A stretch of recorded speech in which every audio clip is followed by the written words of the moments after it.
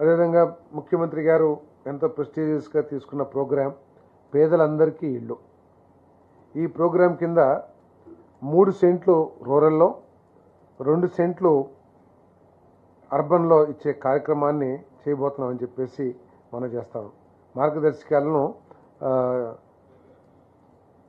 పట్టణ ప్రాంతాల్లో 2 సెంట్లు ఇళ్ల పట్టాల పంపిణీకి మార్గదర్శకాలను జారీ చేయడానికి చేసిన ప్రతిపాదనకు రాష్ట్ర మంత్రి మండలి ఆమోదం తెలిపింది.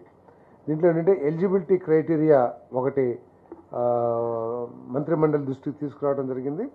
దాంట్లో ఏంటంటే ఇంతకుముందు ఎప్పుడూ కూడా ఏ గవర్నమెంట్ ద్వారా కూడా హౌసింగ్ స్కీమ్లో లోన్ పొంది ఉండకూడదు. అదేవిధంగా వీళ్ళందరూ కూడా అప్లికెంట్స్ అందరూ కూడా బీపీఎల్ ఫ్యామిలీగా ఉండాలి.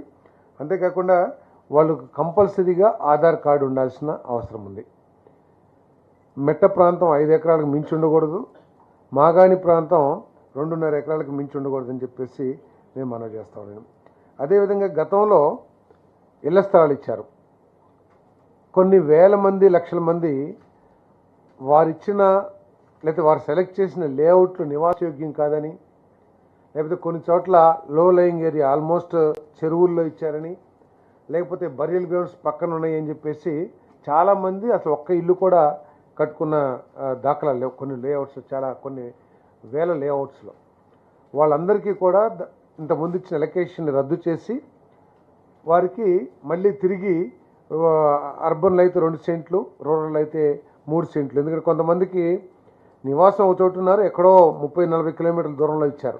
సో అటువంటి వాళ్ళందరూ కూడా అక్కడికి వెళ్ళి మేము ఇల్లు కట్టుకోలేమని ఏదైతే చెప్పారో అటువంటి వాళ్ళందరికీ కూడా మళ్ళీ 2 సెంట్లు అర్బన్, 3 సెంట్లు రూరల్లో ఇవ్వబడుతుందని చెప్పేసి మనం చేస్తాం. అదేవిధంగా కొన్ని లేఅవుట్స్లో ఇల్లు చాలామంది కట్టారు, కానీ ర్యాండమ్గా అక్కడక్కడ కొంతమంది ఇల్లు కట్టల, అవన్నీ ఖాళీగా ఉండిపోయినాయి.